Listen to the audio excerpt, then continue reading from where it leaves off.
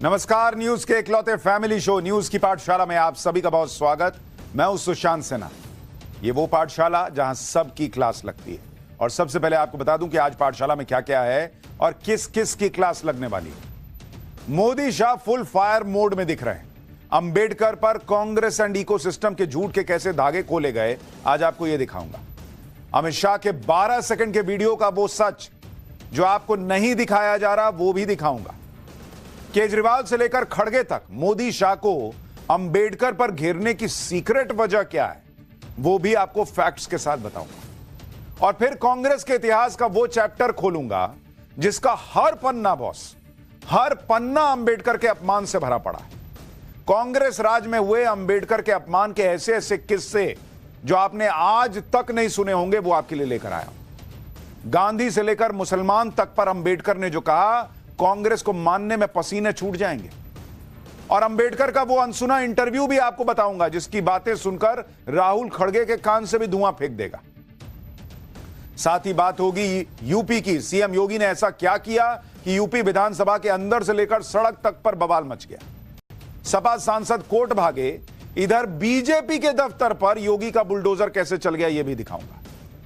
और फिर बात होगी गंजेपन का इलाज सुनकर हजारों की कैसे लाइन लग गई। 300 रुपए की दवा ने कोई चमत्कार दिखाया क्या? 20 रुपए में मुंडन, 300 रुपए में लहलहाते बाल, ऐसी दवा की सच्चाई क्या निकली? और वो वैक्सीन आ गई जो अब कैंसर होने ही नहीं देगी क्या, आज उसके बारे में भी बताऊंगा। लेकिन पहले दिन भर की बड़ी खबरों का रिवीजन, उसके बाद पहला चैप्टर।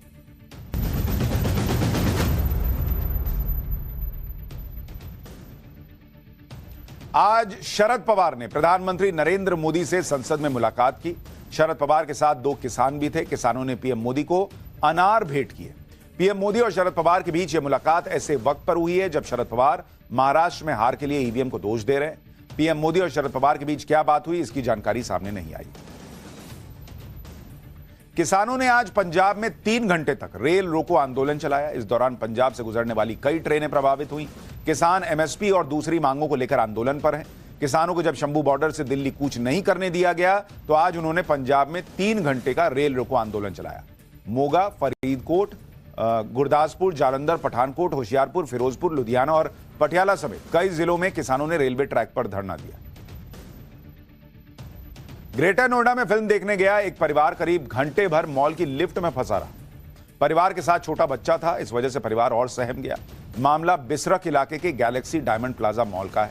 पीड़ित परिवार का आरोप है कि लिफ्ट में फंस जाने के बाद वो लगातार मदद के लिए चिल्लाते रहे, लेकिन किसी ने उनकी सुनी ही नहीं। 1 घंटे बाद मेंटेनेंस टीम पहुंची।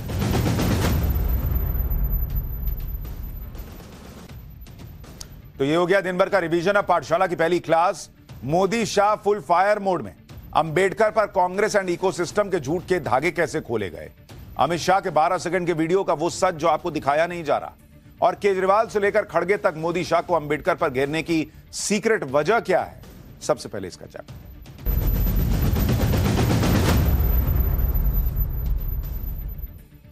कांग्रेस को चूंकि नरेंद्र मोदी को रोकने का कोई मुकम्मल रास्ता दिख नहीं रहा, तो हर बार वो उसी टहनी को काटने लग जाती है जिस पर वो बैठी होती है। और इस बार भी बाबा साहब अंबेडकर का एक स्वनिर्मित मुद्दा उठाकर कांग्रेस ने कांड ही किया है। आज पाठशाला में आपको कांग्रेस ने जिस तरह का अपमान अंबेडकर का किया है, उसके अनसुने किस्से सुनाऊंगा। तो कांग्रेस तो छोड़िए, आपके कान से भी धुआं फेंक देगा बॉस कि ये लोग किस मुंह से बाबा साहब अंबेडकर की बात करते हैं। लेकिन पहले यह समझ लीजिए कि ऐसा किया क्या है कांग्रेस एंड इकोसिस्टम ने कि मोदी शाह दोनों आज फुल फायर मोड में थे। जैसे लोकसभा चुनाव में अमित शाह का एक एडिटेड वीडियो नहीं फैलाया गया था कि संविधान खत्म कर देंगे, आरक्षण खत्म कर देंगे, वैसे ही अब अमित शाह की अंबेडकर पर कही गई एक बात को आधा अधूरा काटकर दिखाया जा रहा है और बवाल मचाया जा रहा है। जबकि ऐसी कोई बात अमित शाह ने नहीं कही कि इतना बवाल मच जाए।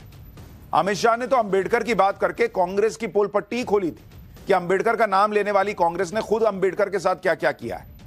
लेकिन अमित शाह की एक बात पकड़कर राज्यसभा में उनके कल के भाषण के एक छोटे से हिस्से, मात्र 12 सेकंड के वीडियो को वायरल करके कांग्रेस और इकोसिस्टम, पूरा इंडी गठबंधन सब मिलकर बेवजह हंगामा कर रहे हैं।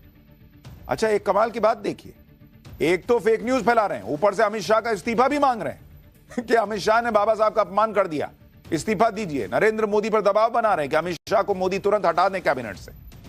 लेकिन मोदी शाह लोकसभा चुनाव से सबक ले चुके हैं कि एक झूठा नैरेटिव क्या से क्या कर सकता है, और इसलिए मोदी शाह की पूरी टीम आज मैदान में उतर गई झूठे नैरेटिव को पंचर कर। अमित शाह ने तो बाकायदा प्रेस कॉन्फ्रेंस तक कर दी। प्रधानमंत्री नरेंद्र मोदी ने ट्वीट कर कहा कि ये लोग झूठ फैला रहे हैं। आज आपको वर्तमान से लेकर इतिहास तक का ऐसा चैप्टर दिखाऊंगा जो आपको कहीं नहीं मिलेगा। हम जो पाठशाला में इतनी डिटेल्ड रिसर्च लाते हैं वो आपको कहीं नहीं मिलेगी बॉस। लेकिन पहले अमित शाह का 12 सेकंड का वो वायरल वीडियो देख लीजिए जिसको लेकर इतना बवाल कट रहा है, फिर इस वीडियो का पूरा सच भी दिखाऊंगा। अभी एक फैशन हो गया है, अंबेडकर अंबेडकर अंबेडकर अंबेडकर अंबेडकर अंबेडकर। इतना नाम अगर भगवान का लेते तो 7 जन्मों तक स्वर्ग मिल जाता। इसी 12 सेकंड की क्लिप को लेकर कांग्रेस और पूरा इंडी गठबंधन उड़ गया, आसमान सिर पर उठा लिया कि बाबा साहब का अपमान कर दिया अमित शाह ने। संसद चलने नहीं दी, सड़क पर हंगामा किया, देश भर में जगह जगह प्रदर्शन कर दिया, गृह मंत्री का इस्तीफा मांग लिया, अमित शाह से माफी की मांग की, देश में आग लगाने तक की धमकी दे दी। आप देखिए कैसे आज दिन भर विपक्ष ने संसद से लेकर सड़क तक क्या हंगामा किया। राहुल गांधी, प्रियंका वाड्रा, ममता बनर्जी, अखिलेश यादव, उद्धव ठाकरे, सबने एक साथ हमला बोल दिया। एक बार जरा उसकी झलक देखिए दिन भर हंगामा और बयानबाजी की, फिर आपको फैक्ट्स बता दूं।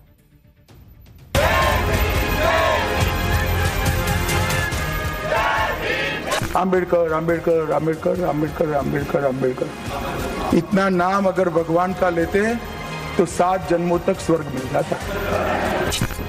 अंबेडकर जी के खिलाफ है, उनकी विचारधारा के खिलाफ है। का पूरा काम अंबेडकर जी ने जो किया और जो कॉन्स्टिट्यूशन है उसको खत्म करने का है। करोड़ों लोगों की भावनाएं आहत हुई हैं। मैं खुद व्यक्तिगत तौर पे उनको अपना आदर्श मानता हूं। पीडीए की लड़ाई में बीजेपी के लोग घबराए हुए हैं।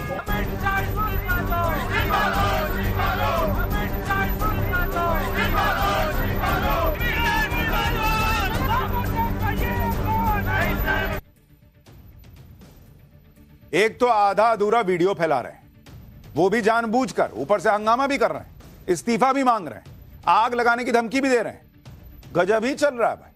जबकि सब जानते हैं कि अमित शाह ने ऐसी कोई बात नहीं कही।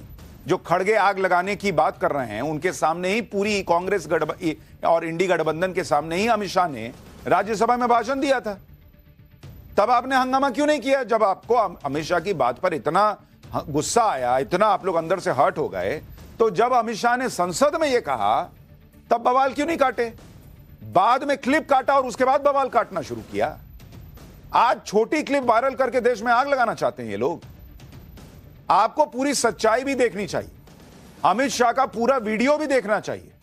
इस वीडियो को सुनकर कोई भी बता देगा कि इसमें कहीं अंबेडकर का अपमान नहीं हो रहा है, बल्कि अमित शाह तो कांग्रेस की पोल खोल रहे थे कि इतना अंबेडकर का नाम लेते हैं, अंबेडकर को मन में भी तो बसाइए, उनको आत्मसात भी तो कीजिए। देखिए संसद में क्या हुआ था, असली सच्चाई क्या है। क्योंकि वहां जो हुआ उसके बाद उनको भी नहीं लगा कि संसद में हंगामा करना चाहिए, तभी ना संसद में हंगामा नहीं किए। बाद में 12 सेकंड के क्लिप पे हंगामा कर रहे हैं। संसद में अमित शाह का पूरा बयान सुन लीजिए एक बार, फिर प्रेस कॉन्फ्रेंस में क्या हुआ है वो भी दिखाता हूं। अभी एक फैशन हो गया है, अंबेडकर अंबेडकर अंबेडकर अंबेडकर अंबेडकर अंबेडकर। इतना नाम अगर भगवान का लेते तो 7 जन्मों तक स्वर्ग मिल जाता।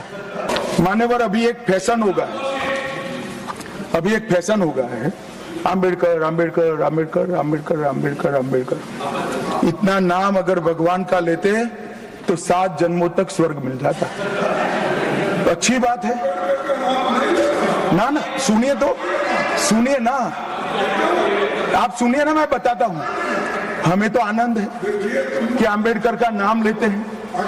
अंबेडकर का नाम अभी 100 बार ज्यादा लो, परंतु साच अर्थ में अंबेडकर जी के प्रति आपका भाव क्या है ये मैं बताता हूं। मान्यवर, अंबेडकर जी को देश की पहली कैबिनेट से इस्तीफा क्यों दे दिया? अंबेडकर जी ने कई बार कहा कि अनुसूचित जातियों और जनजातियों से हुए व्यवहार से मैं असंतुष्ट हूं, सरकार की विदेश नीति से मैं असहमत हूं और आर्टिकल 370 से मैं असहमत हूं। इसलिए वो छोड़ना चाहते थे। उनको आश्वासन दिया गया, आश्वासन पूरा नहीं हुआ। उन्होंने इग्नोरेंस के चलते इस्तीफा दे दिया। और एक श्री BC रॉय ने पत्र लिखा कि अंबेडकर और राजा जी जैसे दो महानुभाव मंत्रिमंडल छोड़ेंगे तो क्या होगा।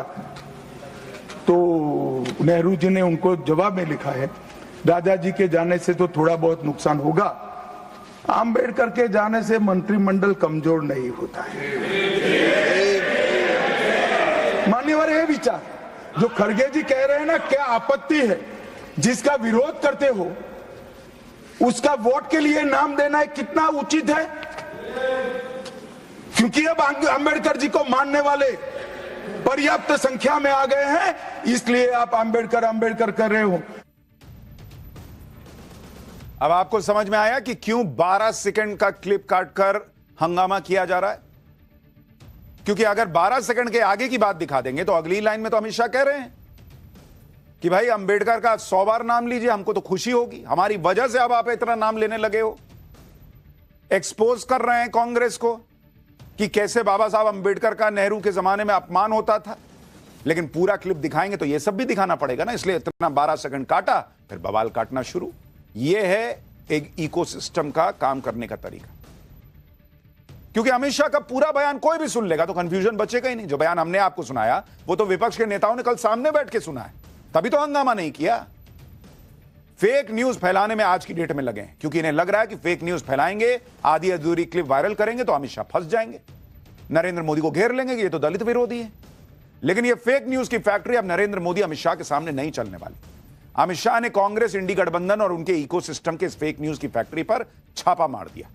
अमित शाह ने आज शाम होते होते प्रेस कॉन्फ्रेंस कर दी और डंके की चोट पर कहा कि उनका पूरा बयान सुना दीजिए सबको, दूध का दूध पानी का पानी हो जाएगा। एक बार अमित शाह को सुनिए, फिर आपको यह भी बताऊंगा कि इस मामले में नरेंद्र मोदी को घेरने चली कांग्रेस की खुद नरेंद्र मोदी ने कैसे पोल खोली है। उन्होंने मेरे बयान को तोड़ मरोड़ कर आधा ही दिखाकर जनता के सामने रखना और भ्रांति फैलाने का प्रयास किया है। कृपया मेरा पूरा बयान आप सभी लोग जनता तक पहुंचाइए तो दूध का दूध और पानी का पानी हो जाएगा। मैं उस पार्टी से आता हूं, उस संस्कृति से आता हूं जो स्वप्न में भी बाबा साहब के विचारों का या बाबा साहब के स्वयं का अपमान नहीं कर सकते। नहीं सिर्फ मुझ पर नहीं, कई बार प्रधानमंत्री जी के लिए भी इस प्रकार के प्रयास किए, चुनाव के वक्त मेरे लिए भी किया था, फिर से एक बार कर रहे हैं, मगर मैं इसीलिए आज आप सबके सामने आया हूं। अमित शाह के साथ कांग्रेस ने लोकसभा चुनाव में भी यही किया था। उनकी एडिटेड क्लिप वायरल करवाई थी या हुई थी, जिस पर एक्शन भी हुआ। कांग्रेस के मुंह में वहां से झूठ फैलाने का जो खून लगा, उसमें अब वो अमित शाह के खिलाफ नया झूठ फैला रहे हैं। आप देखिए आज दिन भर कांग्रेस और इंडी गठबंधन ने कैसे हंगामा किया। अच्छा, इनसे कोई नहीं पूछेगा कि यह हंगामा कल क्यों नहीं किए जब संसद में बोला गया था। संसद में कांग्रेस और इंडी गठबंधन के सांसदों ने बाबा साहब अंबेडकर की तस्वीर हाथ में लेकर प्रदर्शन किया। इसी तरह सड़क पर हंगामा हुआ। कांग्रेस कार्यकर्ताओं ने अमित शाह के आवास के बाहर प्रदर्शन किया, अमित शाह के खिलाफ नारेबाजी की। संसद के बाहर कांग्रेस अध्यक्ष मल्लिकार्जुन खड़गे तो देश में आग लगाने जैसी बातें करने लगे। सुनिए एक बार खड़गे और राहुल गांधी क्या कह रहे हैं, फिर आपको बताऊंगा कि शाह पर मचे बवाल के बीच अरविंद केजरीवाल भी कैसे अपना मौका तलाशने लगे। वो बाबा साहब अंबेडकर के संविधान को रेस्पेक्ट नहीं देना चाहते हैं। All the parties demand his resignation and he should apologise to the country. और इस ढंग से अगर वो बात करते रहेंगे, सारे हिंदुस्तान में आग लगेगी कि बाबा साहब अंबेडकर का अपमान कोई सहन नहीं करेगा। कॉन्स्टिट्यूशन के खिलाफ है ये। इन्होंने कहा, ये पहले ही कह रहे थे कि कॉन्स्टिट्यूशन को हम चेंज करेंगे, ये इसके खिलाफ हैं, अंबेडकर जी के खिलाफ हैं, उनकी विचारधारा के खिलाफ हैं। इनका पूरा का पूरा काम अंबेडकर जी ने जो किया और जो कॉन्स्टिट्यूशन है उसको खत्म करने का है, तो सब पूरा देश जानता है।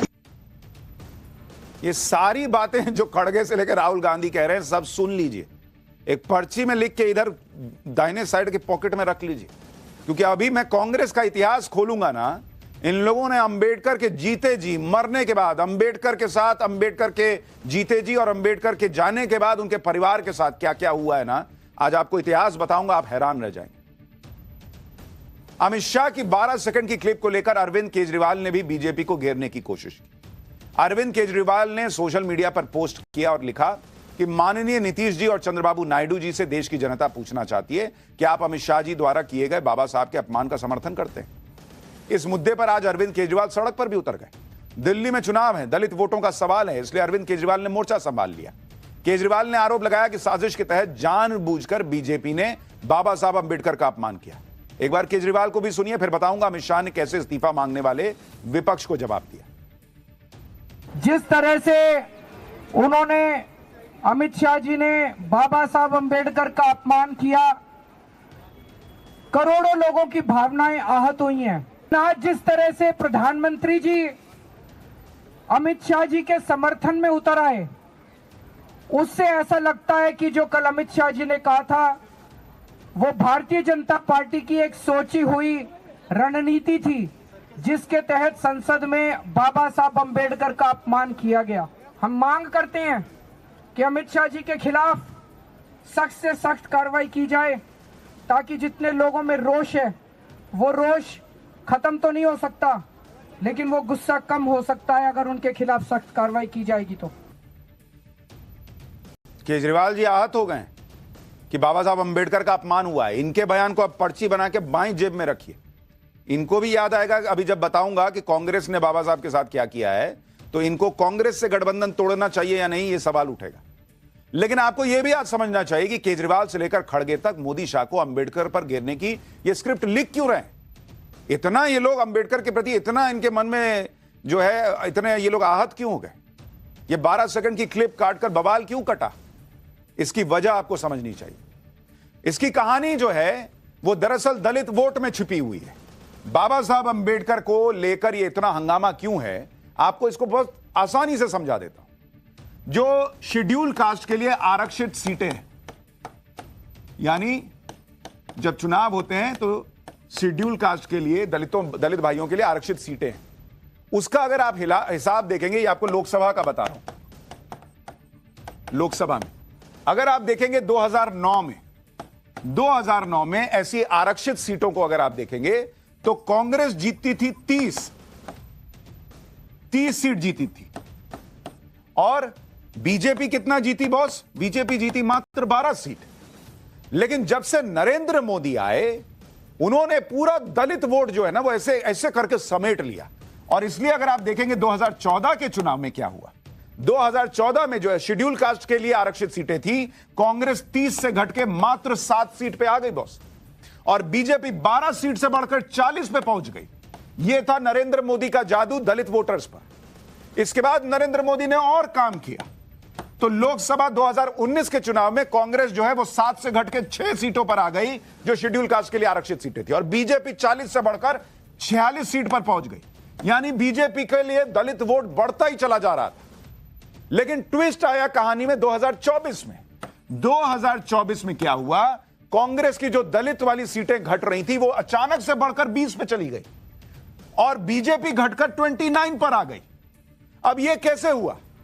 2024 के चुनाव में जो झूठ फैलाया गया कि मोदी संविधान खत्म कर देंगे, आरक्षण खत्म कर देंगे, इस झूठ ने कांग्रेस और विपक्ष को बड़ा फायदा करवा दिया यहां पर, क्योंकि दलितों को लगा यार हमारा तो आरक्षण चला जाएगा। तो जो दलित भर भर के मोदी के लिए वोट कर रहा था, 40-46 सीट, वो घट के 29 हो गया। कांग्रेस एंड इकोसिस्टम को लगा कि बॉस ये तो अपने हाथ में तुरुप का इक्का लग गया। लेकिन वो झूठ तो बार बार चलेगा नहीं, वो हरियाणा में दिख गया, महाराष्ट्र में दिख गया। अगर कोई इस बात को नहीं माने और यह कहे कि बीजेपी की दलित आरक्षित सीटें किसी दूसरी वजह से या किसी नाराजगी से कम हो गई होंगी, भाई किसी को लग सकता है, हो सकता है मोदी ने अच्छा काम नहीं किया इसलिए 24 में दलित आरक्षित सीटें घट गई होंगी। तो मैं आपको इसका एक उदाहरण देता हूं। अगर आप देखेंगे 2022 में यूपी में जो चुनाव हुआ, यूपी का अगर आप चुनाव देखेंगे, उत्तर प्रदेश के चुनाव में और 2023 के चुनावों में क्या हुआ जरा आपको देखना चाहिए। जो यूपी में 2022 में चुनाव हुआ उसमें दलित वोट बीजेपी को कितना पड़ा आपको पता है? बीजेपी को दलित वोट जो है वो पड़ा 41% बॉस। तो यूपी में 2022 तक दलित जो है वो 41% वोट कर रहा था, और 2024 में बोला कि ना अब हम नरेंद्र मोदी को वोट नहीं करेंगे। सीधा मतलब है कि वो फेक नैरेटिव में फंस गया था। इसी तरह से अगर आप 2023 का चुनाव देखेंगे, 2023 में कहां कहां चुनाव हुआ, एक हुआ राजस्थान, राजस्थान प्लस मध्य प्रदेश प्लस छत्तीसगढ़ और तेलंगाना प्लस तेलंगाना, इन 4 राज्यों के चुनाव आप देखेंगे 2023 में हुए थे। इसमें जो एससी रिजर्व सीट है वो कितनी है? 98। इसमें बीजेपी ने कितनी जीती? इन 98 में बीजेपी ने 57 सीट जीती जो दलित के लिए आरक्षित थी। कांग्रेस ने कितनी जीती? कांग्रेस ने 40 सीटें जीती। जबकि यहीं पर अगर आप 2018 के चुनाव को देखेंगे, 2018 में इन्हीं सीटों पर क्या हुआ था? बीजेपी कितने पर थी? बीजेपी 32 पर थी और कांग्रेस 45 पर थी। यानी 2018 से 2023 के मुकाबले अगर आप देखेंगे तो बीजेपी 2023 में इन राज्यों में जो एससी आरक्षित सीटें थी वहां 32 से बढ़ के 57 चली गई। यानी बीजेपी को 2022-23 तक दलितों के वोट भर भर के मिल रहे थे।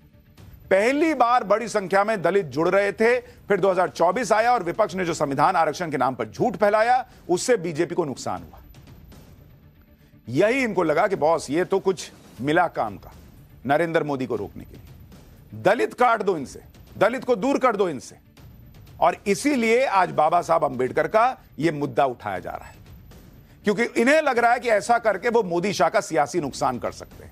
क्योंकि वो आरक्षण खत्म कर देंगे, वो वाला तो अब चल नहीं रहा। हरियाणा में, महाराष्ट्र में दिख गया, तो कुछ नया माल लाना पड़ेगा। तो नया माल क्या है कि भाई बाबा साहब अंबेडकर का अमित शाह ने अपमान किया, तो 12 सेकंड का क्लिप डालो और हंगामा करो। आज दिन भर विपक्ष इसी पर अड़ा रहा कि अमित शाह अपने बयान पर माफी मांगे, इस्तीफा दे, पीएम मोदी अमित शाह पर एक्शन ले। विपक्ष को लगा कि अमित शाह के बहाने पीएम मोदी पर दबाव डाल देंगे, लेकिन पीएम मोदी अलग ही मूड में थे। पीएम मोदी ना बैकफुट पर आए, ना बचाव की मुद्रा में दिखे। उनके भरोसेमंद अमित शाह पर सवाल उठे तो जवाब देने के लिए प्रधानमंत्री ने मोर्चा खोला, back to back social media post की, कांग्रेस की जबरदस्त क्लास लगाई। पीएम मोदी ने लिखा कि अगर कांग्रेस और उसका सड़ा गला इकोसिस्टम यह सोचता है कि बदनाम करने वाले झूठ के सहारे वो अंबेडकर के अपमान से जुड़ी अपनी करतूतों को छिपा लेंगे, तो ये इनकी बहुत बड़ी गलतफहमी है। पीएम मोदी ने आगे कहा कि भारत के लोगों ने बार बार देखा है कि कैसे एक वंश के नेतृत्व वाली पार्टी ने डॉक्टर अंबेडकर की विरासत को मिटाने और एससी एसटी समुदायों को अपमानित करने के लिए हर संभव गंदी चाल चली। प्रधानमंत्री मोदी ने अमित शाह के राज्यसभा में दिए एक भाषण का क्लिप भी शेयर किया और कहा कि संसद के अंदर अमित शाह जी ने अंबेडकर के अपमान से जुड़े कांग्रेस के काले इतिहास को सामने ला दिया। अमित शाह ने जो फैक्ट्स रखे उससे कांग्रेस हैरान परेशान हो गई है, इसलिए वो अब इस तरह के पैतरे कर रही है। दुर्भाग्य से उनके बारे में जनता सब जानती है। जब अमित शाह को पीएम मोदी का साथ मिल गया, उसके बाद तो अमित शाह एकदम फायर मोड में आ गए। अमित शाह ने इस्तीफा मांगने वाली कांग्रेस से कहा कि अगले 15 साल कांग्रेस की दाल नहीं गलने वाली। सुनिए एक बार। खड़गे जी मेरा इस्तीफा मांग रहे हैं, इनको आनंद होता है तो शायद मैं दे भी दूं, मगर इससे इनकी समस्या का अंत नहीं है। अभी 15 साल तक कम से कम उनको वही जगह पे बैठना है जहां वो बैठे हैं। खड़गे साहब, मेरे इस्तीफे से आपकी दाल नहीं गलने वाली है। ये तो बाबा साहब अंबेडकर को लेकर जो पॉलिटिक्स हो रही थी आपने वो देखा, लेकिन पाठशाला में अब अगली क्लास खोलने जा रहा हूं। अगला चैप्टर कांग्रेस के इतिहास का, वो चैप्टर जिसका हर पन्ना बॉस अंबेडकर के अपमान से भरा पड़ा। कांग्रेस राज में हुए अंबेडकर के अपमान के ऐसे ऐसे किस्से जो आपने आज तक नहीं सुने होंगे, वो आज आपके लिए लेकर आया हूं। गांधी से लेकर मुसलमान तक पर अंबेडकर ने जो कहा, कांग्रेस को मानने में पसीने छूट जाएंगे। अंबेडकर का वो अनसुना इंटरव्यू भी लाया हूं जिसकी बातें सुनकर राहुल और खड़गे इनके कान से धुआं फेंक देगा।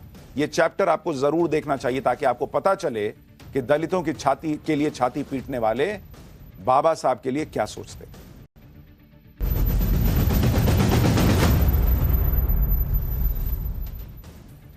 आज जो लोग बाबा साहब अंबेडकर का नाम लेकर हंगामा कर रहे हैं ना, वो अपना इतिहास भूल जाते हैं।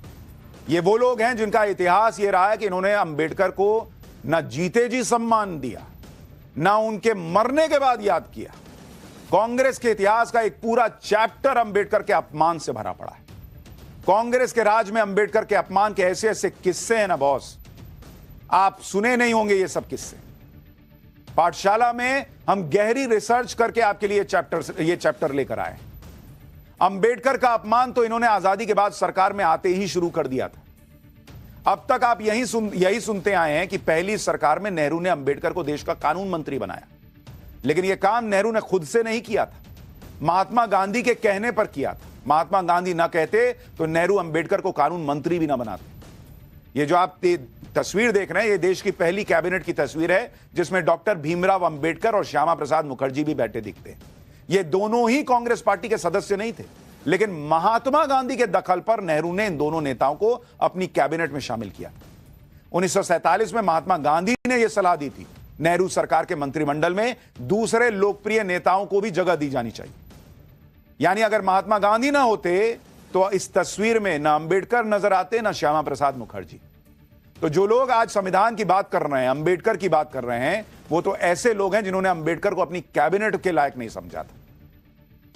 लेकिन ये तो सिर्फ शुरुआत है। ये लोग तो ऐसे हैं जो कहते रहे हैं कि संविधान अंबेडकर ने नहीं, नेहरू ने संविधान दिया है। ये लोग नेहरू को अंबेडकर से बड़ा बताने में क्या क्या करते रहे, आज आपको यह भी देखना चाहिए। इसी साल इंडियन ओवरसीज कांग्रेस के अध्यक्ष सैम पित्रोदा ने अंबेडकर पर बेहद आपत्तिजनक बात लिखी थी। सैम पित्रोदा ने लिखा था कि संविधान और उसकी प्रस्तावना में किसका योगदान ज्यादा है, इसका जवाब नेहरू है, अंबेडकर नहीं। बाबा साहब का दिया हुआ संविधान, अंबेडकर भारत के संविधान के जनक हैं। यह कहना भारत के आधुनिक इतिहास का सबसे बड़ा फर्जीवाड़ा है। मतलब यह कहना कि बाबा साहब ने संविधान दिया, यह सबसे बड़ा फर्जीवाड़ा है। यह कौन लिख रहा है? सैम पित्रोदा, राहुल गांधी के खासम खास। हालांकि बाद में विवाद होने पर सैम पित्रोदा ने यह ट्वीट डिलीट कर दिया था। लेकिन जो लोग आज एडिटेड क्लिप पर अमित शाह का इस्तीफा मांग रहे हैं, उन्होंने सैम पित्रोदा से कोई इस्तीफा नहीं लिया था। नेहरू के सामने ये किसी को कुछ समझते ही नहीं थे बॉस। अंबेडकर को लेकर इनकी सोच आज तक नहीं बदली है। साल 2006 में जब देश में यूपीए की सरकार थी, तो उस समय एनसीईआरटी की किताब में अंबेडकर का एक कार्टून सिलेबस का हिस्सा बनाया गया था। यह है वो कार्टून। इसमें दिख रहा है कि बाबा साहब अंबेडकर स्नेल यानी घोंघा नुमा संसद पर बैठे हुए हैं और पीछे नेहरू हाथ में कोड़ा लेकर अंबेडकर को मार रहे हैं ताकि गति पकड़ सके। साल 2012 में इस कार्टून के मुद्दे पर संसद में जोरदार हंगामा हुआ था। कांग्रेस पर बाबा साहब के अपमान का आरोप लगा था। तब कांग्रेस को माफी मांगनी पड़ी थी। यह कार्टून 1948 में प्रसिद्ध कार्टूनिस्ट शंकर ने बनाया था। इस कार्टून को 2006 में एनसीईआरटी की 11वीं की किताब इंडियन कॉन्स्टिट्यूशन एट वर्क में छापा गया था। 2006 में छपी यह किताब में कार्टून, 6 साल बाद 2012 में अंबेडकर के कार्टून पर संसद में भयंकर बवाल हुआ। तत्कालीन एचआरडी मंत्री कपिल सिब्बल ने इसके लिए माफी मांगी थी boss.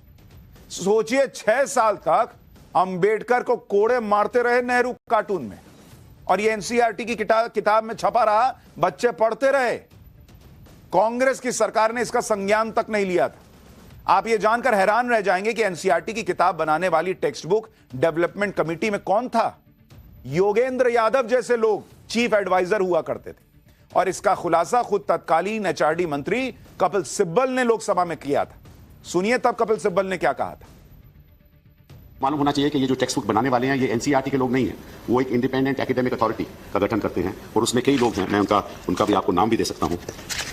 Text book development committee बनती है और उसमें जो चेयरपर्सन हैं वो हरि वासुदेवन हैं, professor department of history university of Calcutta, और उसके chief advisers Yogendra Yadav, senior fellow centre of studies of developing studies Delhi, Suhas Palshikar, professor department of politics and public administration university of Pune Maharashtra, और फिर उनके एडवाइजर्स हैं केसी सूरी, और फिर कई मेंबर्स हैं। मैं सारा को नाम नहीं लेना चाहता। यानी जो योगेंद्र यादव सलाह समिति में थे और ये कार्टून छप रहा था बाबा साहब अंबेडकर के अपमान का, वो ये योगेंद्र यादव तो राहुल गांधी की भारत जोड़ो यात्रा में घूमते हैं। वो तो घूम घूम के कांग्रेस के लिए इलेक्शन में पिच बनाते हैं, पिच क्यूरेटर बने रहते हैं। तो इतनी दिक्कत है तो योगेंद्र यादव से साइड कीजिए ना उनको। कांग्रेस और उसका इकोसिस्टम आज किस मुंह से अंबेडकर की बात कर रहा है? इनका तो इतिहास कदम कदम पर अंबेडकर को अपमानित करने का रहा है। अंबेडकर को जीते जी इतना परेशान किया कि उन्हें चुनाव में हरवाने के लिए पूरी ताकत लगा दी थी। 1952 में देश में पहले आम चुनाव हुए जिसमें अंबेडकर उत्तर मुंबई लोकसभा सीट से खड़े हुए। अंबेडकर के सामने कांग्रेस ने अंबेडकर के ही पूर्व पीए एनएस काजोलकर को टिकट दिया। काजोलकर दलित समुदाय से थे और कांग्रेस की रणनीति थी कि अपने ही पीए से हारकर अंबेडकर का राजनीतिक करियर पटरी से उतर जाएगा। नेहरू ने उत्तर मुंबई सीट पर अंबेडकर के खिलाफ खूब प्रचार भी किया। इसी वजह से उत्तर मुंबई सीट से अंबेडकर करीब 15,000 वोट से हार गए। इसके बाद 1954 में महाराष्ट्र के भंडारा लोकसभा सीट पर उपचुनाव हुआ। भंडारा उपचुनाव अंबेडकर ने भी यह चुनाव लड़ा था, लेकिन कांग्रेस ने फिर उन्हें हरा दिया। आप सोचिए, जिस व्यक्ति ने देश को संविधान दिया, जो उस समय सबसे ज्यादा पढ़े लिखे लोगों में से एक थे, वो महान आदमी इस देश में चुनाव नहीं जीत पा रहे थे क्योंकि कांग्रेस उनको हरा रही थी। इतना ही नहीं बॉस, अभी सुनते जाइए, इतनी लंबी लिस्ट है अंबेडकर की अपमान की कि आपको यकीन नहीं होगा कि ये लोग आज किस मुंह से अंबेडकर का नाम ले रहे हैं। नेहरू किस तरह से अंबेडकर के खिलाफ थे उसका पता इसी से चलता है कि नेहरू ने माउंटबेटन की पत्नी एडविना को एक चिट्ठी लिखकर बताया था कि अंबेडकर के खिलाफ उन्होंने क्या किया है। अंबेडकर ने 1951 में नेहरू की कैबिनेट से इस्तीफा दिया था। उस वक्त चुनाव हो रहे थे और इसके बाद नेहरू एडविना को जनवरी 1952 में एक चिट्ठी लिखकर क्या बताते हैं, सुनिएगा। नेहरू ने एडविना को चिट्ठी लिखी और कहा, Ambedkar has been dropped out from the cabinet, यानी अंबेडकर को कैबिनेट से हटा दिया। कांग्रेस बॉम्बे प्रांत के चुनाव में उम्मीद से बहुत बेहतर प्रदर्शन कर रही है। अंबेडकर की पार्टी समाजवादियों से मिल गई है, अंबेडकर हिंदू सांप्रदायिक तत्वों से भी मिल गए, यानी अंबेडकर ने इस्तीफा दिया और नेहरू माउंटबेटन की पत्नी एडविना को चिट्ठी लिख के कह रहे हैं कि हटा दिया है अंबेडकर को। यह तो सम्मान था इनकी नजर में अंबेडकर के लिए। अंबेडकर को परेशान करने में, उनका अपमान करने में कांग्रेस ने कोई कसर नहीं छोड़ी थी। आज जो लोग अंबेडकर को बात बात में याद कर रहे हैं, उनका इतिहास तो यह भी है कि खुद को जीते जी भारत रत्न दे दिया, लेकिन अंबेडकर को भारत रत्न देने के बारे में सोचा नहीं। अंबेडकर को उनके निधन के दशकों बाद तक भारत रत्न नहीं दिया, जबकि जवाहरलाल नेहरू 1955 में भारत रत्न मिला उनको। निधन हुआ कब? 1964 में, यानी जीते जी भारत रत्न मिल गया नेहरू को। इंदिरा गांधी 1971 में भारत रत्न मिला, निधन हुआ इंदिरा जी का 1984 में, यानी जीते जी भारत रत्न मिल गया। राजीव गांधी 21 मई 1991 में निधन हुआ, जुलाई 1991 में भारत रत्न मिला, यानी निधन के 2 महीने के अंदर भारत रत्न मिल गया। और डॉक्टर भीमराव अंबेडकर 1956 में निधन हुआ और भारत रत्न कब मिलता है? 1990 में बॉस। 1956 में निधन होता है बाबा साहब का, 1990 में भारत रत्न मिलता है और निधन के 34 साल बाद तब मिलता है जब वीपी सिंह प्रधानमंत्री थे। कांग्रेस ने न केवल बाबा साहब अंबेडकर को जिंदगी भर अपमानित करने की कोशिश की, बल्कि अंबेडकर के निधन के बाद उनके परिवार को भी परेशान होने के लिए छोड़ दिया। जो लोग आज कह रहे हैं कि बाबा साहब का अमित शाह ने अपमान कर दिया, देश में आग लग जाएगी, उन्होंने तो अंबेडकर के परिवार तक का ध्यान नहीं रखा boss. B.R. Ambedkar's Riddles in Hinduism and Annotated Critical Selection किताब के पब्लिशर एस आनंद ने किताब की प्रस्तावना में इस घटना के बारे में बताया है। अंबेडकर ने नेहरू कैबिनेट से 1951 में इस्तीफा दिया था और अपना सरकारी घर छोड़ दिया था। उसके बाद दिल्ली के अलीपुर रोड पर 10 कमरों वाले बंगले में अंबेडकर अपनी पत्नी के साथ रहने लगे थे। 1951 से 1956 तक अंबेडकर दिल्ली के इसी घर में रहे। अंबेडकर के निधन के बाद उनकी पत्नी यहां रहने लगी। अंबेडकर के निधन के 10 साल बाद 1966 में यह बंगला एक स्थानीय व्यापारी को बेचा गया। उस व्यापारी ने अंबेडकर की पत्नी को रहने के लिए सिर्फ 2 कमरे दिए और दूसरे हिस्से को एक जज को किराए पर दे दिया। लेकिन कुछ ही महीने बाद 17 जनवरी 1967 को अंबेडकर की पत्नी सविता अंबेडकर को बंगला खाली करने का नोटिस दिया गया। 20 जनवरी 1967 को सविता अंबेडकर अलवर के लिए निकल गई। जिस व्यापारी ने बंगला खरीदा था, उसने सविता अंबेडकर, जो अंबेडकर की पत्नी थी, उनकी गैर मौजूदगी में उनका सामान बाहर उठा के फेंक दिया। व्यापारी अपने साथ 20 लोगों को लेकर सविता अंबेडकर के कमरे में घुस गया और सामान बाहर निकाल फेंका। सविता अंबेडकर के कमरे में कई अलमारियां थीं जिनमें अंबेडकर की फाइलें, किताबें, चिट्ठियां थीं। कहा जाता है उस दिन बारिश हो रही थी, जिससे अंबेडकर की फाइलें और चिट्ठियां भीगकर खराब हो गईं। यह तो अंबेडकर के परिवार का हाल हुआ है उनके जाने के बाद। अलवर से वापस आने के बाद सविता अंबेडकर ने तब के गृह मंत्री वाईबी चव्हाण और दिल्ली के एलजी से मामले में दखल देने की मांग की। कुछ नहीं हुआ बॉस। सोचिए, अंबेडकर के परिवार के साथ यह सब हो रहा था और सरकार क्या कर रही थी? कुछ नहीं तब की। और दूसरी तरफ नेहरू गांधी परिवार के नेताओं के सैकड़ों एकड़ में मेमोरियल और म्यूजियम बनाए जा रहे थे। परिवार को रहने के लिए सम्मान नहीं मिल रहा और ये लोग कह रहे हैं देश में आग लग जाएगी, अमित शाह ने अपमान कर दिया है। अंबेडकर के निधन के सालों बाद तक भी उनका मेमोरियल नहीं बन पाया था। अंबेडकर के निधन के बाद से उनके समर्थक मांग करते रहे कि जहां अंबेडकर रहते थे वहां उनका एक मेमोरियल तो बनवा दीजिए, जैसा महात्मा गांधी का मेमोरियल बनाया गया था। राजघाट की तरह अंबेडकर समर्थक मेमोरियल की डिमांड होती रही, लेकिन कांग्रेस की सरकार ने अंबेडकर मेमोरियल को भी लटका के रखा। अंबेडकर के निधन के 35 साल बाद यानी 1991 तक अंबेडकर का मेमोरियल ही नहीं बन पाया था।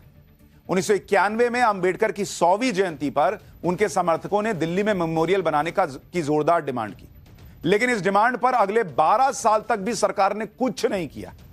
2003 में अटल बिहारी वाजपेयी सरकार ने अंबेडकर मेमोरियल के लिए पहल की।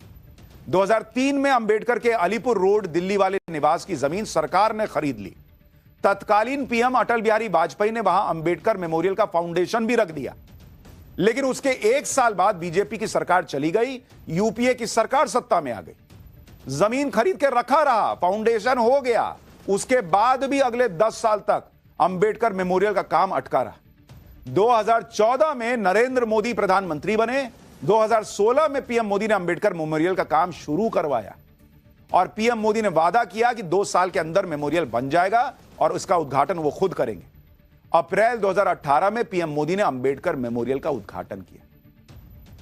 एक मेमोरियल नहीं दे पाए, भारत रत्न नहीं दे पाए, अपनी कैबिनेट में नहीं ले जाना चाहते थे, कैबिनेट छोड़ने पर लिख रहे कि मैंने हटा दिया। यह तो अंबेडकर के साथ हुआ है बॉस। अंबेडकर के प्रति कांग्रेस की सोच का एक और उदाहरण आपको बताता हूं। बाबा साहब अंबेडकर के निधन के बाद भी सालों तक उनका पोर्ट्रेट संसद भवन के अंदर नहीं लग पाया था। कांग्रेस ने कभी इसे गंभीरता से लिया ही नहीं। कांग्रेस बाबा साहब अंबेडकर के योगदान को स्वीकार ही शायद नहीं कर रही थी। संसद भवन में अंबेडकर का पोर्ट्रेट 1990 में लग पाया था। 1990 में संसद के सेंट्रल हॉल में बाबा साहब अंबेडकर का पोर्ट्रेट लगाया गया। 12 अप्रैल 1990 को अंबेडकर के पोर्ट्रेट का उद्घाटन तब के पीएम वीपी सिंह ने किया। ये लोग अंबेडकर का नाम लेकर राजनीति तो खूब कर रहे हैं, अमित शाह के बयान पर हंगामा भी कर रहे हैं, लेकिन क्या अंबेडकर ने जो बातें कही हैं उन बातों को मानने की हिम्मत या साहस कांग्रेस में है? क्योंकि बाबा साहब तो धड़ल्ले से बोलते थे। गांधी से लेकर मुसलमान तक अंबेडकर ने जो जो कहा है, कांग्रेस को मानने में पसीने छूट जाएंगे। जो लोग आज इतना बाबा साहब कर रहे हैं, आज मैं आपको बताता हूं बाबा साहब ने क्या कहा। पूछिएगा जरा इन लोगों से कि क्या वो इन बातों को मान पाएंगे। महात्मा गांधी के बारे में बाबा साहब अंबेडकर के क्या विचार थे वो आपको बताता हूं। 1955 में बाबा साहब अंबेडकर ने बीबीसी को एक इंटरव्यू दिया था, जिसमें गांधी जी के बारे में अंबेडकर ने अपने विचार जाहिर किए थे। अंबेडकर ने कहा था कि वो गांधी जी से हमेशा एक विरोधी के तौर पर मिलते थे।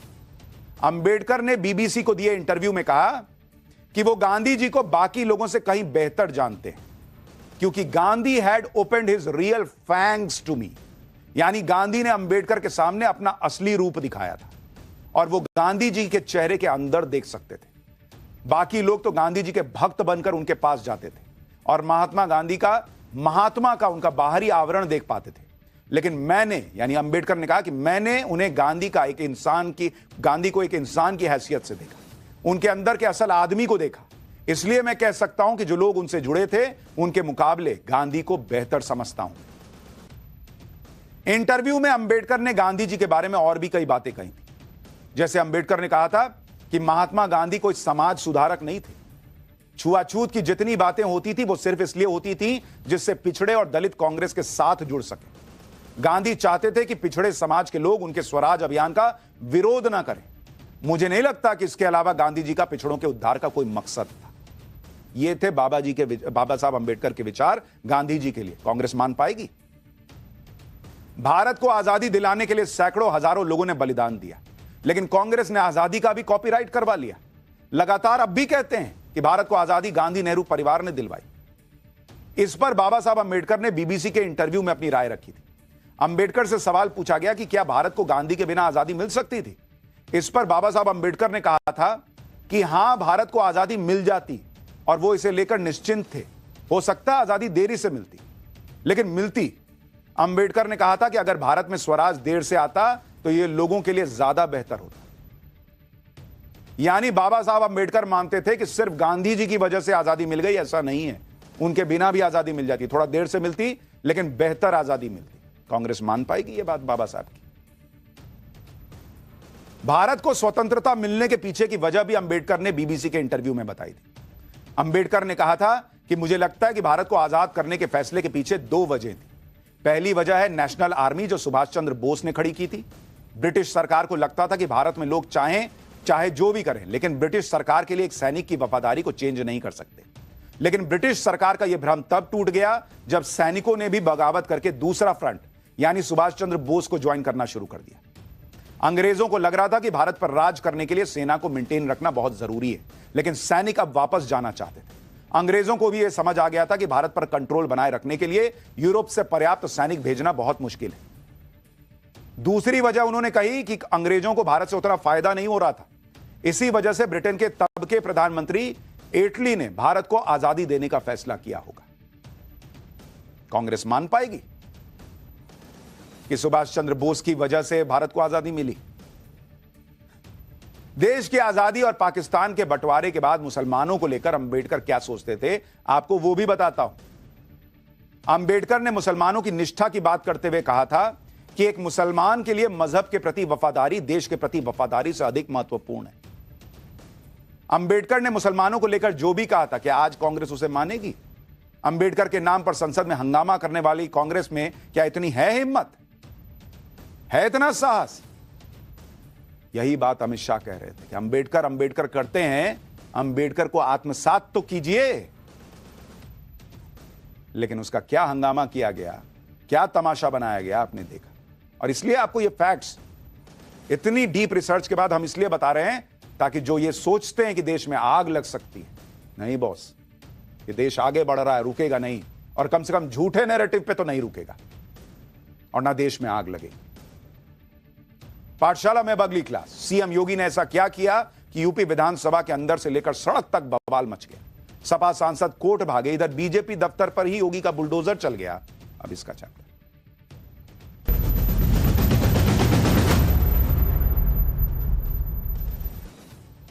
जब से यूपी विधानसभा में सीएम योगी ने संभल और सनातन पर फ्रंट फुट पर बैटिंग की है, संभल हिंसा को लेकर अखिलेश यादव और राहुल गांधी की तरफ से सेट किए जा रहे नैरेटिव को धुआं धुआं किया है, उसकी गूंज यूपी विधानसभा में ऐसी गूंजी कि समाजवादी पार्टी और कांग्रेस के नेताओं को जवाब देते नहीं बन रहा। क्योंकि योगी आदित्यनाथ ने संभल में हिंदुओं पर हुए अत्याचार और वहां मिल रहे मंदिरों का ऐसा चैप्टर खोल दिया जिस पर समाजवादी पार्टी और कांग्रेस के नेता कुछ बोल नहीं पा रहे। वो संभल जहां कोर्ट के आदेश पर मस्जिद का सिर्फ सर्वे करने पर हिंसा भड़की थी, वहां मंदिरों की खोज हो रही है। सालों से बंद पड़े मंदिरों के ताले खुल रहे हैं, श्रद्धालु बिना किसी डर के पूजा कर रहे हैं। और आज तो योगी आदित्यनाथ बीजेपी दफ्तर पर ही बुलडोजर चलाकर बुलडोजर एक्शन पर सवाल उठाने वालों की बोलती बंद कर चुके हैं। बीजेपी ऑफिस पे चल गया बुलडोजर भाई। जब किसी बात का जवाब नहीं होता तो सीधा सा फंडा हंगामा शुरू कर। यही सब यूपी में भी होता दिख रहा है। यूपी विधानसभा के विंटर सेशन के तीसरे दिन सड़क से लेकर सदन तक हंगामा हुआ। विधानसभा के अंदर समाजवादी पार्टी के विधायकों ने जमकर हंगामा किया। नौबत यहां तक आ गई कि स्पीकर को समाजवादी पार्टी के एक विधायक को उठाकर बाहर फेंकने का आदेश देना पड़ा। वहीं कांग्रेस के पास यूपी में इतने विधायक नहीं है कि वो विधानसभा के अंदर हंगामा कर पाए। विधानसभा में कांग्रेस के सिर्फ 2 ही तो विधायक हैं। ऐसे में कांग्रेस ने सदन के बाहर योगी सरकार को घेरने की कोशिश की, क्योंकि वहां कम से कम 25-50 लोग तो रहेंगे, अंदर तो 2 ही हैं। यूपी कांग्रेस के अध्यक्ष अजय राय की अगुवाई में कांग्रेस कार्यकर्ताओं ने विधानसभा घेरने का प्रयास किया। कांग्रेस के प्रदर्शन, संभल में मिले सनातन के नए सबूतों और सनातन के इन सबूतों पर हो रही सियासत के बारे में आगे बताऊंगा। लेकिन पहले बात यूपी विधानसभा में हुए बवाल की। यूपी विधानसभा में आज इतना बवाल बढ़ गया कि स्पीकर सतीश महाना भड़क गए। उन्हें समाजवादी पार्टी के विधायक अतुल प्रधान को उठाकर बाहर करने के लिए कहना पड़ा। यही नहीं, स्पीकर ने अतुल प्रधान को विधायकी खत्म करवाने की धमकी तक दे दी। इस बवाल की शुरुआत उस वक्त हुई जब समाजवादी पार्टी के विधायक डिप्टी सीएम ब्रजेश पाठक से माफी मांगने पर अड़ गए और विधानसभा के अंदर नारेबाजी शुरू हो गई। दरअसल समाजवादी पार्टी के एक विधायक ने गोरखपुर एम्स से जुड़ा एक सवाल पूछा, जिसके जवाब में ब्रजेश पाठक ने कह दिया कि ये लोग सिर्फ अपने गले की खराश दूर करने के लिए सदन में आते हैं। इनके लिए विक्स की टिक्कियां रखवा देते हैं, सब लोग खा लें और गले की खराश दूर करें। बात बढ़ गई तो अतुल प्रधान को ब्रजेश पाठक ने कह दिया कि क्या शाम की दवा पी ली है। ब्रजेश पाठक के इस बयान पर सपा विधायकों ने हंगामा शुरू कर दिया और अतुल प्रधान ने ब्रजेश पाठक के खिलाफ नारेबाजी शुरू कर दी, जिसके बाद स्पीकर सतीश महाना ने काफी देर तक सपा विधायक अतुल प्रधान को समझाने की कोशिश की। लेकिन जब अतुल प्रधान नहीं माने, स्पीकर ने मार्शल से उन्हें उठाकर बाहर करने के लिए कह दिया। पूरे सत्र के लिए उन्हें निष्कासित करने का आदेश भी सुना दिया। देखिए क्या कल ये अतुल प्रधान मैं आपको बाहर निकालूंगा। आप सबसे ज्यादा न्यूसेंस करते हो। आप सबसे सोल्यूशन करने, आप मेरे से बहस करोगे, आप मेरे से बहस करोगे, you are not allowed to do that. ना मैं आपको पूरे सदन के लिए, पूरे सत्र के लिए बाहर निकाल दूंगा। मैं अतुल प्रधान को इंगित करता हूं, इनको बाहर निकाल दीजिए, इनको बाहर निकाल दीजिए, चलिए बाहर। और इनको पूरे सत्र के लिए बाहर निकाला जाता है, पूरे सत्र के। आप मेरे से बहस नहीं करेंगे, चलिए बाहर। आप कैसी बात करते हैं? अगर कल मेरी बात सुनिए, कल अगर एक बात यहां से कही गई और आप लोगों को मैंने कहा कि अगर मंत्री जी ने गलत कहा कि मैं उसको निकालूंगा, अगर आप इस भाषा का प्रयोग करेंगे तो आप रोज उस भाषा को सुनने के लिए तैयार रहेंगे। नहीं, मैं अलाउ नहीं कर रहा। और तो प्रधान बात करिए आप, मैं आपको प्रिविलेज के अंतर्गत अब आपकी सदस्यता समाप्त करवा दूंगा। आप कैसी बात करते हो? आप कुछ भी करोगे? अतुल प्रधान को उठा के बाहर फेंक दीजिए। समाजवादी पार्टी ने अपने विधायक अतुल प्रधान को पूरे सत्र के लिए बाहर किए जाने पर नाराजगी जताई और स्पीकर के इस फैसले के विरोध में समाजवादी पार्टी के नेता विधानसभा के बाहर धरने पर बैठ गए। समाजवादी पार्टी के महासचिव शिवपाल यादव ने विधानसभा के अंदर मंत्रियों पर विपक्ष के नेताओं को धमकाने का आरोप भी लगाया। सुनिए शिवपाल यादव को। विपक्ष के हमारे विधायक अपनी बात को रख रहे थे और ठीक तरह से रख रहे थे और मंत्री को भी जवाब उसका देना चाहिए था, बड़े शालीनता से देना चाहिए था। अब एक हमारे वरिष्ठ विधायक को शाम की दवा मिल गई इस तरीके से और गुस्से में धमका रहे थे मंत्री, इस तरीके से धमका रहे थे। और जहाँ तक नेता विरोधी दल ने कहा कि भाई संज्ञान में ले लीजिएगा, जो बातें हैं जवाब दे दीजिएगा शालीनता से न दे करके जिस तरीके से विपक्ष के लोगों को धमका रहे थे। और नेता विरोधी दल के बारे में भी माता बाबा जी, इस तरह की भाषा तो हम लोग सुनने नहीं बैठे हैं। यूपी विधानसभा का माहौल तो गर्मा गया है। संबल और सनातन को लेकर योगी ने विपक्ष को बैकफुट पर डाला हुआ है। संबल पर समाजवादी पार्टी और कांग्रेस ने चुप्पी इसलिए साध ली है क्योंकि संबल में जामा मस्जिद के सर्वे और पत्थरबाजों की हमदर्दी को लेकर जो नैरेटिव गढ़ने की कोशिश हो रही थी, उसे योगी आदित्यनाथ ने पूरी तरह बदल दिया। अब संबल में सनातन के सबूत भी मिल रहे हैं। सालों से बंद पड़े मंदिरों में पूजा पाठ शुरू हो चुकी है। इन मंदिरों के पास कुएं भी मिल रहे हैं। 2 दिन पहले संबल में मिले राधाकृष्ण मंदिर में पूजा करने के लिए पहुंचे श्रद्धालुओं ने मंदिर के पास बने कुएं को भी ढूंढ निकाला। इस कुएं को पाट दिया गया था, लेकिन जब 1978 के पहले मंदिर के पास कुआं होने की जानकारी मिली तो श्रद्धालुओं ने प्रशासन की मदद से खुदाई शुरू कर दी। कुएं के ऊपर डाली गई सीमेंट की स्लैब टूटते ही उसके नीचे काफी गहरा कुआं नजर आ गया। इसके बाद श्रद्धालुओं की खुशी का ठिकाना ही नहीं रहा। बहुत बड़ा कुआं, बोलो भगवान भोलेनाथ की जय, भगवान भोलेनाथ की जय, भगवान भोलेनाथ की जय, बजरंगबली की जय, बजरंगबली की जय, बोलो बांके बिहारी लाल की जय, बांके बिहारी लाल की जय, गोवर्धन धाम की जय, राधा रानी की। संबल हिंसा को लेकर योगी आदित्यनाथ ने विधानसभा में जो तेवर दिखाए और जिस तरह योगी आदित्यनाथ ने साफ कर दिया कि संबल के पत्थरबाजों को किसी भी कीमत पर बख्शा नहीं जाएगा, उसके बाद से संबल हिंसा के आरोपी और संबल से सपा सांसद जियाउर रहमान बर्क पर भी गिरफ्तारी का खतरा मंडराने लगा है। और गिरफ्तारी से बचने के लिए सपा सांसद बर्क इलाहाबाद हाईकोर्ट पहुंच गए। जियाउर रहमान बर्क का नाम 24 नवंबर को हुई हिंसा के मामले में आरोपी के तौर पर है। पुलिस की एफआईआर में जियाउर रहमान बर्क को आरोपी नंबर 1 बनाया गया है। उन पर मस्जिद के बाहर लोगों को हिंसा के लिए उकसाने का आरोप है। आज बर्क ने अपने खिलाफ दर्ज एफआईआर को इलाहाबाद हाईकोर्ट में चुनौती दी। अपनी याचिका में बर्क ने एफआईआर रद्द किए जाने की गुहार लगाई और कोर्ट का अंतिम फैसला होने तक गिरफ्तारी और पुलिस की कार्रवाई पर रोक लगाने की अपील की। बर्क की इस याचिका पर शुक्रवार को अब कहा जा रहा है कि सुनवाई हो सकती है। हालांकि संबल हिंसा के बाद जो लोग बुलडोजर एक्शन पर सवाल उठा रहे हैं, अतिक्रमण के खिलाफ अभियान को एक खास समुदाय पर अत्याचार बता रहे हैं, उन्हें यूपी के बलिया से आई इस तस्वीर को भी देखना चाहिए, जहां बीजेपी के दफ्तर पर ही बाबा का बुलडोजर चल गया। बलिया में नगर पालिका ने बीजेपी के कैंप कार्यालय को बुलडोजर की मदद से गिरा दिया। यह कार्रवाई तब हुई जब बलिया में बीजेपी के लोकल लीडर बीजेपी दफ्तर में के दशकों पुराना होने की दलील दे रहे थे। कोई दलील नहीं चली बॉस, गिरा दिया। तो यह हो रहा है यूपी में।